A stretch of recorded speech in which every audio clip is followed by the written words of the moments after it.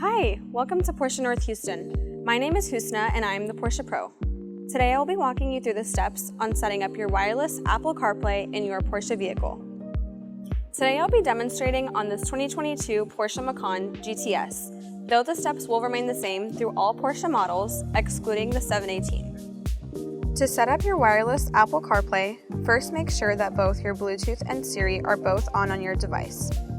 On your infotainment screen, click Devices, then Connection Manager, and connect New Phone. Always allow for your phone to find your vehicle before clicking anything on your infotainment screen.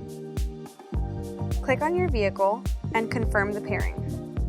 If you would like to allow your contacts to sync, click Allow. On your infotainment screen, accept the pairing by tapping Accept. Then your screen will prompt you to use Apple CarPlay.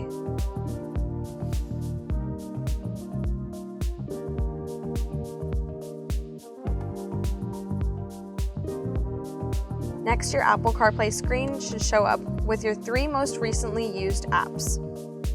To be sure that your device is connected to CarPlay, not only can you check through your Settings app on your device, but you can also check through your vehicle's device list and check that the CarPlay symbol is colored. This will show that CarPlay is active. Keep in mind that only one device can be active in CarPlay, so in order to add a different device, the first one must be disconnected as so. Also, be sure to take advantage of using Siri through the click of this button to the left of your steering wheel. Hey Siri, take me to Starbucks. One option is Starbucks on Greenspoint Drive. Do you want that one? Yes.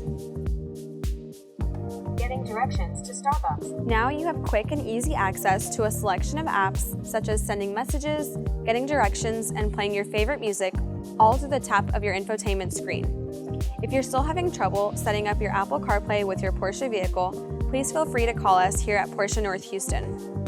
Thanks for watching and have a great day.